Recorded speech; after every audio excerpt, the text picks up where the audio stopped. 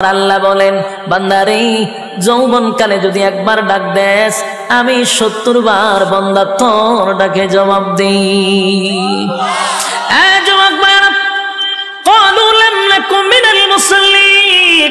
যারা দুনিয়ার জমিনে মুসল্লি ছিল না তারাই তো জাহান্নামী, এক নম্বরে জাহান্নামে যাওয়ার কারণ। আল্লাহর নবী বলেন, উম্মতেরারে হাশরের মাঠে যদি হিসাব হয়, আউয়ালু মা ইউহাসাবু বিহিল আবদু ইয়াউমাল কিয়ামাতিস সালাহ, কিয়ামতের ময়দানে সর্বপ্রথম হিসাবটা হবে নামাজে। বলুন কিসের? ১ নম্বর হিসাব হবে নামাজ। অথচ আমাদের সমাজের মানুষ নামাজটাকে বড় অবহেলা করে, নামাজ পড়ে না, হেলায় আর কেলায়। জিগাইল হুজুর আমার ফ্যান বালা না, কি হয় ফ্যান বালা, হুজুর আমার সময় নাই, আমি খুব ব্যস্ত।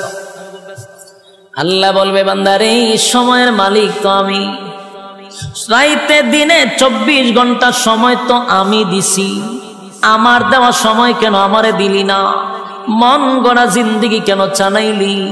আমার দেওয়া সময় কেন আমারে দিলি না? ইমাম সাহেব মাদ্রাসার মুহতামিম যদি বলে আসেন না নামাজে যাই, উত্তর দেয় হুজুর সময় নাই। যেই লোকটা বলছে হুজুর সময় নাই, এই লোকটা দেখবেন বন্ধুদের আড্ডায় সময়ের অভাব নাই, চাকরিতে সময় আছে, ব্যবসাতে সময় আছে, বউ বাচ্চারে সময় আছে, বন্ধুদের আড্ডায় সময় আছে, বিপিএল খেলায় সময় আছে, আইপিএল খেলায় সময় আছে, বিশ্বকাপ খেলায় সময় আছে, ফেসবুক শরীফের সময় আছে, ইউটিউবের সময় আছে। সময় নাই শুধু আল্লাহর বেলা। আল্লাহ বলে, বাংলা শুন, আমার দেওয়া সময় আমার দিলি না,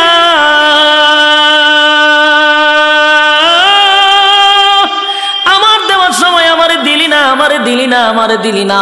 ১ নম্বর কারণ হবে জাহান্নাম। ক্বালু লাম নাকু মিনাল মুসাল্লিন, জাহান্নামীরা চিৎকার দিয়া বলবে, ও জান্নাতীরা, জাহান্নামে আসার ১ নম্বর কারণ হলো ক্বালু লাম নাকু মিনাল মুসাল্লিন, তোমরা মুসল্লি ছিলা, আমরা দুনিয়ার জমিনে মুসল্লি ছিলাম না, তাই তো জাহান্নামে আসছি। জাহান্নামে আসার ১ নম্বর কারণ হলো নামাজ।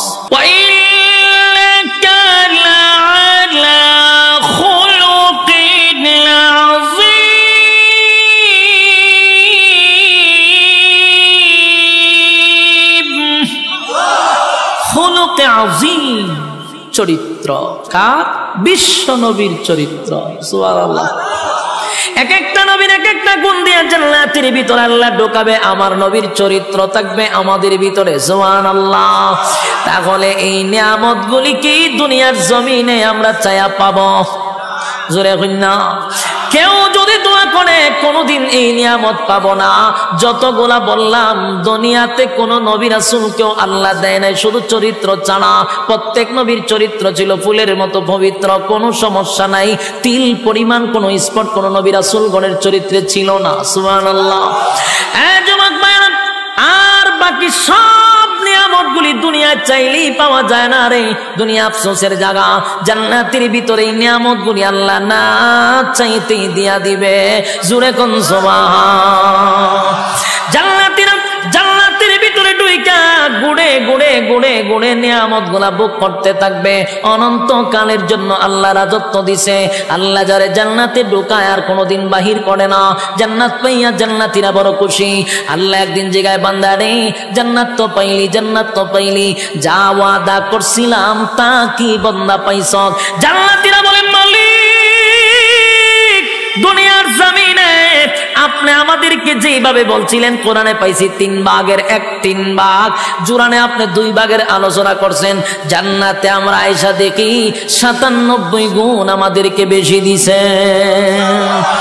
এবার জান্নাতীরা আল্লাহর কাছে একটা দরখাস্ত পাঠাবে, মালিক, আমরা জান্নাতের ভিতরে গুইরা গুইরা সব নিয়ামত দেখলাম, কিন্তু দুনিয়ার জমিনে আমরা অনেক বন্ধু বান্ধব ছিল, যাদের সঙ্গে ব্যবসা করতাম, যাদের সঙ্গে চাকরি করতাম, যাদের সঙ্গে খেলাধুলা করতাম, যাদের সঙ্গে আড্ডা মারতাম। আমি জান্নাত পাইলাম, কিন্তু আমার বন্ধুরে গোটা জান্নাত বললাম পাইলাম না। আল্লাহ বলে, বান্দারে আরামে আছো ঠিক নই তাহা। আরেকজনের খবর লস আল্লাহ কই জাহান্নাম, কই আমি একটু দেখতাম। আল্লাহ কই আরামে আছো, ইদার থাক, সুখে থাকলে ফুকে গেলে না। আসত জান্নাতে জাহান্নামীরে দেখতে গেলে মনটা চাইছে, আল্লাহ ওইটা সম্ভব না। আপনারা কইছেন জান্নাতীরা যা চাইবে তা দিব, কইছিলাম নি? বলে হ্যাঁ, দেহানি দরকার, দরখাস্ত মঞ্জুর হয়ে গেছে। সুবহানাল্লাহ। আল্লাহ বলেন ফি জান্নাতিন ইয়াতাসাআলুন আনিল মুজরিমিনা মা সালাকাকুম ফি সাকার। ফি জান্নাতিন ইয়াতাসাআলুন আনিল মুজরিমিনা মা সালাকাকুম ফি সাকার। ফি জান্নাতিন ইয়াতাসাআলুন, জান্নাতি আর জাহান্নামীরা দুইজনের মধ্যে আল্লাহ একটা দেখা করানোর সুযোগ করে দিবে, টকশো করে দিবে।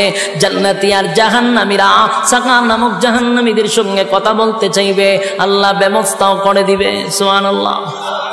এই জান্নাতীরা জাহান্নামীদের সঙ্গে যখন সাক্ষাৎ হয়ে যাবে, জান্নাতীরা জাহান্নামীদের উদ্দেশ্যে একটা বক্তব্য দিবে। ও জাহান্নামীরা, ঘটনা কি? একই সাথে ব্যবসা করতাম রূপসীতে, একই সাথে ব্যবসা করতাম, একই সাথে চাকরি করতাম, একই সাথে খেলাধুলা করতাম। আমি তো জান্নাত পাইছি রে, আমারে আল্লাহ অনন্তকালের জন্য জান্নাত দিন, আর আরামায়েশের কোনো অভাব নাই। তুমি কেন জাহান্নামের আগুনে জ্বলো? জাহান্নামীরা জান্নাতীদের বক্তব্য শুই না জাহান্নামে আসার প্রধান 4টা কারণ বর্ণনা করবে। জোরে কোন কয়টা? আরো জোরে সবাই মিলে একসাথে। ইয়াদ আসেনি 4টা? প্রথম শুরুতেই বলছিলাম 4টা কর্মসূচি আছে, আপনারা কি ইয়াদ আছে? আলোচনার শুরুতেই বলছি 4টা কর্মসূচি আছে। এই হলো 4 কর্মসূচি, বুঝবেন ওয়াজ খুব শেষ। দিলের কান লাগায় শুনে, 4টা কর্মসূচি, 4টা কর্মসূচি। জাহান্নামীরা জান্নাতীদের কথাগুলি শুই না, উল্টা বক্তব্য দিয়া বলবে, বন্ধু জাহান্নামে আসার প্রধান কারণ হলো 4টা। জোরে কোন কয়টা? আপনারা যারা এখানে বসা, যারা ইমানদার মুমিন, 4টা কারণ না শুই না তো বাড়ির যাওয়ায় গেলেও ঘুমে ধরবে না। হ্যাঁ, কথা বল না দি।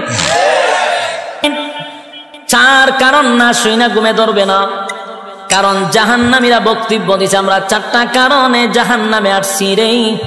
এই 4টা কারণ যদি এই মজলিসে পাওয়া যায়, তাহলে এখানে বৈশা সিদ্ধান্ত নিবেন আগামীতে 4 অপরাধ আমি করব না। জাহান্নামীরা জাহান্নামে আসার 1 নাম্বার কারণ বর্ণনা করবে, 1 নাম্বার কারণ বর্ণনা করবে, ক্বালু লাম নাকু মিনাল মুসাল্লিন।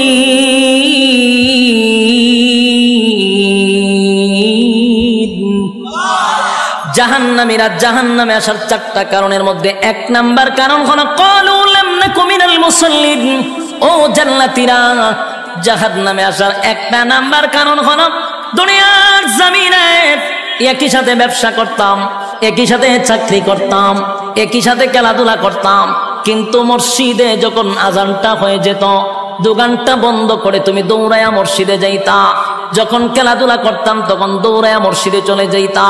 চাকরি যখন করতাম, আজানটা দিলে বন্ধু তুমি দৌড়ায়া মসজিদে চলে যাইতা।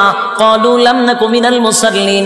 দুনিয়াতে তুমি মুসল্লি ছিলা, আমি মুসল্লি ছিলাম না, তাই জাহান্নামে আসার 1 নাম্বার কারণ হলো নামাজ না পড়া। জোরে জোরে কোন কি না পড়া? আরো জোরে কি না পড়া? এই প্যান্ডেলের ভিতরে এই রোগে আক্রান্ত আছে না নাই?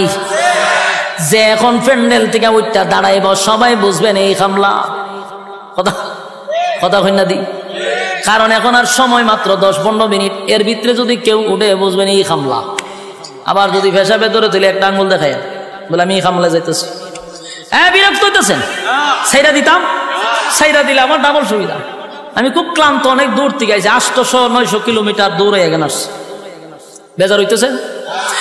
1 নাম্বার, জান্নাতীরা বলবে, জাহান্নামীরা জান্নাতীদের কাছে বলবে, ক্বালু লাম নাকু মিনাল মুসাল্লিন। ও জান্নাতীরা, দুনিয়াতে আমি মুসল্লি ছিলাম না, তুমি মুসল্লি ছিলা, তাই তো তুমি জান্নাতি।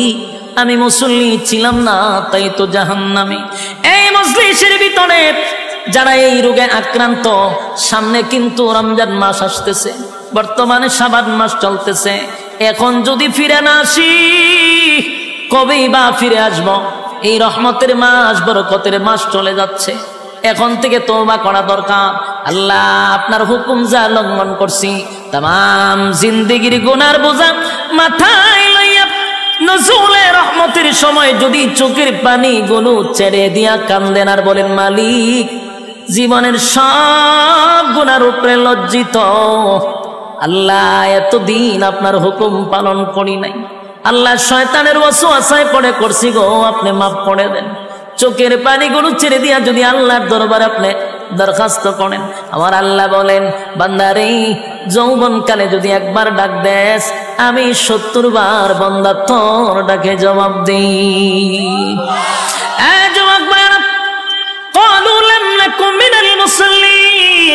যারা দুনিয়ার জমিনে মুসল্লি ছিল না তারাই তো জাহান্নামী, এক নম্বরে জাহান্নামে যাওয়ার কারণ।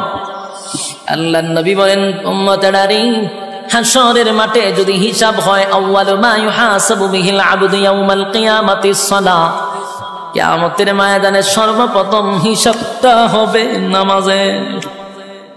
বলুন কিসের? 1 নম্বর হিসাব হবে নামাজ। অথচ আমাদের সমাজের মানুষ নামাজটাকে বড় অবহেলা করে, নামাজ পড়ে না, হেলায় আর কেলায়।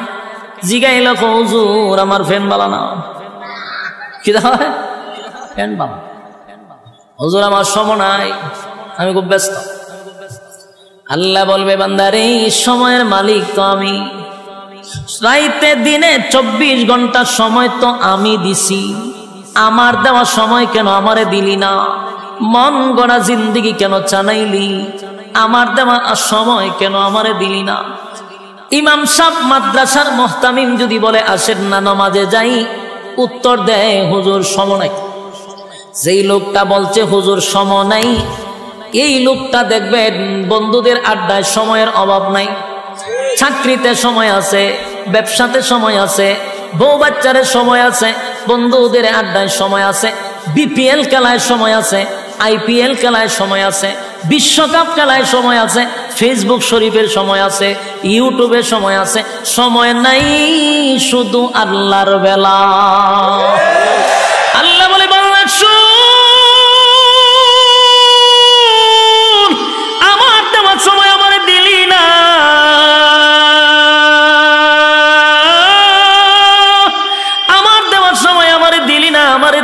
আমারে দিলি না।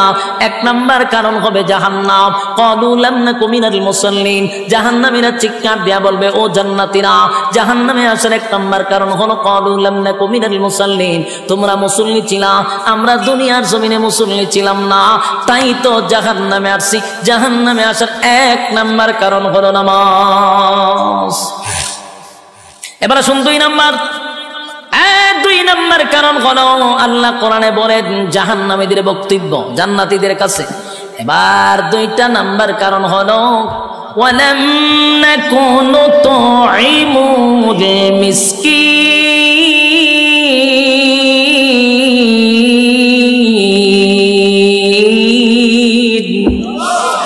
2 নম্বর কারণ হলো ওয়ালাম নাকুনু তুইমুল মিসকিন। 2 নম্বর জাহান্নামীরা বলে, জাহান্নামে আসার 2 নম্বর কারণ হলো, দুনিয়াতে আমরা অসহায়দেরকে খাবার দিতাম না। বলুন এমন লোক আছে না নাই? অসহায়দেরকে খাবার দিতাম না, ইয়েতিমদেরকে খাবার দিতাম না, মিসকিনদেরকে খাবার দিতাম না, নিজে 3 বেলা পেট ভরে খাইতাম, কত রঙে ডঙ্গের খাবার খাইতাম, নিজে খাইয়া ঘুমাইতাম, পাশের বাড়ির মানুষটা না খাইয়া ঘুমাইত, খবর নিছি না, তাই তো আজকে জাহান্নামে আসছি। ওয়ালাম নাকুনু তুইমুল মিসকিন। যুবক সমাজের কত মানুষ আছে গো, বছরে 2 বার 3 বার হজ উমরা করে, টাকার অভাব নাই, নামের আগে পিছনে গিয়া হাজি লাগানো। কত টাকার মালিক, নামের আগে দিয়া হাজি, অথচ বাড়ির পাশের মানুষটা না খাইয়া ঘুমায়, একবার খাইলে আর একবার খেতে পারে না। 1টা বারও হাজি সাহেব খবরটা নিল না, কিন্তু লম্বা তসবিহ লইয়া সুবহানাল্লাহ জপে, বছরটা হইতে 2 বার উমরা মারে। আল্লাহ বলে বান্দারে মক্কায় গিয়া নাম পালাইছো হাজি, দেশ আইয়া তুই আগের মতো ফাজি, তোর মতো হাজির কোনো দরকার নাই। আমার বান্দা না খাইয়া ঘুমায় এমন হাজি আল্লাহর কাছে তার কোনো গ্রহণযোগ্যতা নাই। ওয়ালাম নাকুনু তুইমুল মিসকিন, যাদের অঢাল সম্পত্তি আছে তারা যেন মিসকিনের পাশে দাঁড়ায়, তারা যেন অসহায়ীদের পাশে দাঁড়ায়। অসহায়ীদের পাশেও যদি না দাঁড়ান জাহান্নামে যাওয়ার এটা কয় নাম্বার কারণ? আরো জোরে সবাই মিলে 2 নাম্বার কারণ। এবার আসুন জাহান্নামে যাওয়ার 3 নাম্বার কারণ। 3 নাম্বার কারণ, 3 নাম্বার কারণ। এক, জাহান্নামীরা বলবে জান্নাতীরা শুন, জাহান্নামে আসার 3 নাম্বার কারণ হলো ওয়া কুন্না নাখুদু মা'আল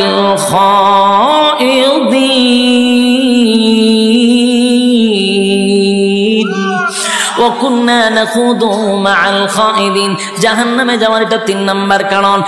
যুবক ভাইরা, মুরব্বী বাবারা, মা বোনেরা, এই রোগে কিন্তু অনেকেই আক্রান্ত, এই রোগে কিন্তু অনেকেই আক্রান্ত। আল্লাহ বলেন ওয়াকুন্না নাখুদু মা'আল খাইদিন, এই রোগে আক্রান্ত কেন আছেন? আল্লাহ বলেন 3 নাম্বার কারণ হলো অনর্থক, বেহুদা, অপ্রয়োজনীয় যারা কথা বলে। জাহান্নামে যাওয়ার এটা কয় নাম্বার কারণ? অনর্থক কথা বলা, অপ্রয়োজনীয় কথা বলা। এরকম স্বভাবের লোক আসেনি?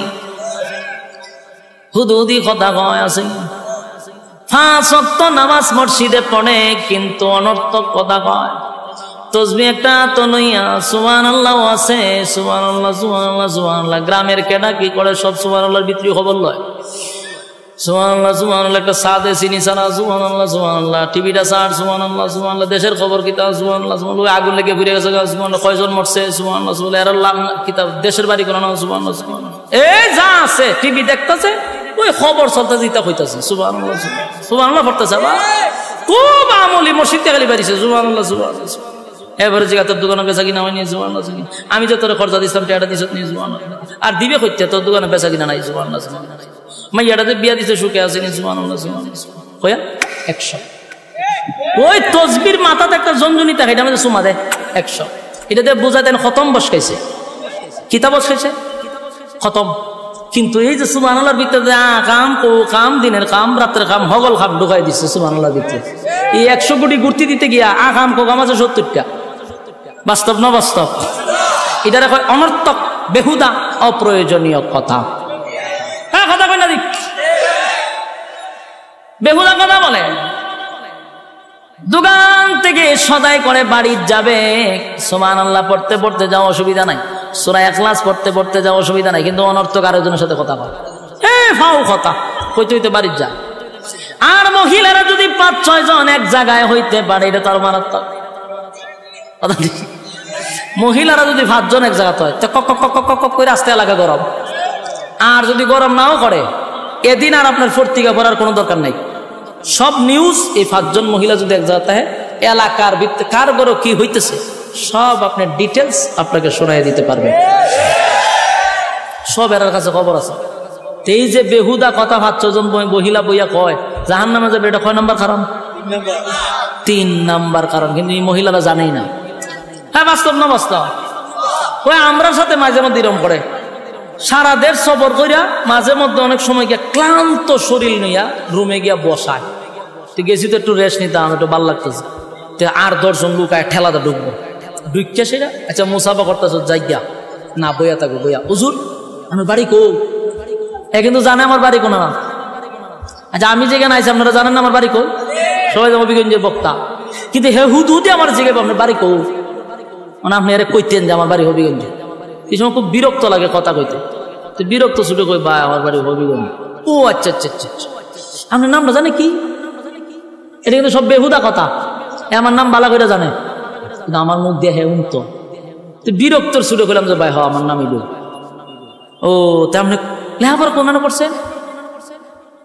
মানে শুরু যে ইন্টারভিউ আমার, এখন যখন আপনি একটার পর একটা প্রশ্ন করতেই আছে, আপনি যখন আর উত্তর দেন না তখন হে কি করে আস্তে করে বাইরে জায়গা বাইরিয়া মোবাইলটা হাতে না ফেসবুকে লেহে অমুক বক্তার সাথে গেছিলাম দেখা করতাম, মারাত্মক অহংকার কথা লিখে যখন ছাড়ে এর মতো কিছু আবাল আছে ইডি কমেন্টে গে ঠিক, আর একটা ই ঠিক দিকে এটা নিচে তাহলে ঠিক, এই যে ঠিক ঠিক শুরু হইল বক্তায় আধা ঘন্টার ভিতরে অহংকারী হিসাবে সারা বাংলাদেশের স্বীকৃতি পাইছে। শেষ অপরাধ কিতা হের লগে অনর্থক কথা কইছি না, এই অপরাধে সারা বাংলাদেশ অহংকারী বক্তা। কিন্তু এই মৌলা এই মৌলবী জানে না, এই পাবলিক জানে না অনর্থক অকারণে কথা বলা জাহান্নামে যাওয়ার 3 নম্বর কারণ। উনি ওয়াজ করতেন কই এরকম ঘটনা বাস্তব না বাস্তব? হুদুদি কথা বলে, এর খাজ হইল অনর্থক কথা বলা। 3 নম্বর কারণ হলো ওয়াকুন্না নাখুদু মা'আল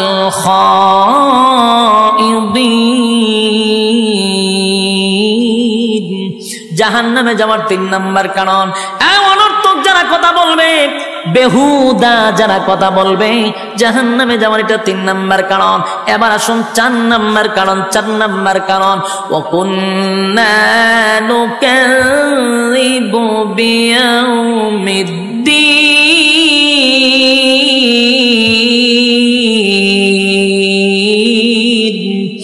ওয়াকুন্না নুকাযযিবু বিয়াউমিদ্দিন 4 নম্বর, যারা পরকালের উপরে বিশ্বাস করে না। কথা ভিন্ন দি পরকালের উপর যারা বিশ্বাস করে না জাহান্নামে যাবার এটা 4 নম্বর কারণ। আপনারা বলবেন হুজুর আমরা তো পরকালের উপর বিশ্বাস করি, ঈমান আনছি, কিন্তু অনেক সময় কোরআন থেকে আমরা কথা বললে আপনার মন মতো না হলে কাউন্টার দেওয়া শুরু করে। রাজনীতি মনে করে কাউন্টার দেয়, নেতার পক্ষে লাগে গেলে কাউন্টার দেয়, আমার মতের মিল না হইলে কাউন্টার দেওয়া, এটারই কয় পরকালের উপর বিশ্বাস না করা। কারণ উলামায়ে কেরাম মন গড়া কথা বলে না, কোরআন থেকে কথা বলে, আপনার মতের না মিললেই আপনার কাউন্টার দিলাম। কথা ঠিক নেই সবাই না, মাঝে মধ্যে কিছু কাল্পনিক গল্প অনেকে কয়, এখান দেয় এমন দেয় সব সিট করে ফেলাই দিয়ে জায়গা। এরকম না, কিছু কিছু উলামায়ে কেরাম যোগ্য আছে যারা কোরআন থেকে কথা বলে আপনার মতে মিল না মিললেই আপনি কাউন্টার দেন।